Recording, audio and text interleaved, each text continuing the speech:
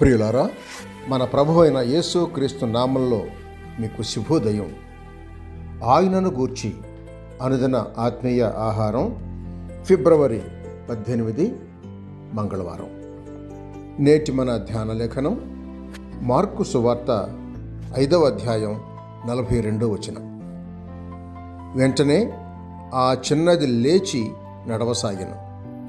ఆమె 12 సంవత్సరముల ప్రాయం గలది. అప్పుడు వారు మహావిస్మయము నొందినవారైరి. వ్యాఖ్యాన అంశం క్రొత్తగా జన్మించినవారు. వ్యాఖ్యాన అంశం క్రొత్తగా జన్మించినవారు. వ్యాఖ్యానం: క్రీస్తు రోగులను స్వస్థపరచినదే కాకుండా చనిపోయిన వారిని కూడా లేపాడు.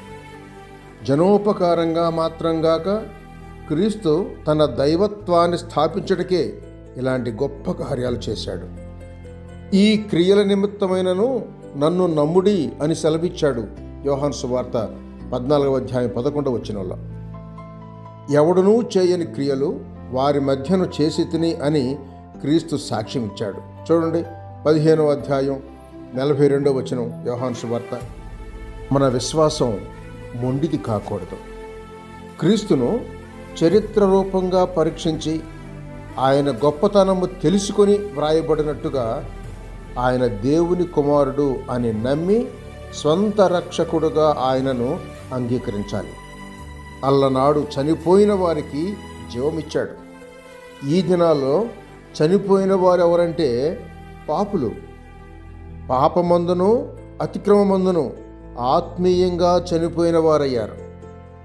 సువార్త ప్రచారంలో క్రీస్తు స్వరం వినిన పాపులు ఇప్పుడు పాపము అను సమాధిలో నుండి పైకి లేవాలి.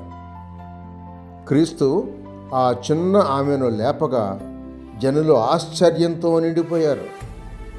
మహావిస్మయంతో విస్మయముందిరి అని పాత తర్జుమా చెబుతోంది. పాపమందు చనిపోయిన ఒక పాపి కూడా రక్షింపబడితే వింతగా సాక్ష్యం ఇచ్చినప్పుడు ప్రజలు ఈ దినాలలో కూడా విస్మయముందుతారు. మీరు కొత్తగా జన్మించితరా, లేక చచ్చిన స్థితిలోనే నేటి వరకు ఉన్నారా? అందుచేత నిద్రించుచున్న నీవు మేల్కొని మృతులలో నుండి లెమ్ము, క్రీస్తు నీ మీద ప్రకాశించును అని ఆయన చెబుతున్నాడు. ఎఫెసీయులకు రాసిన పత్రిక 5వ అధ్యాయం 14వ వచనం చూడండి. సహోదరుడు సైలస్ ఫాక్స్ శుభములతో వందనాలు.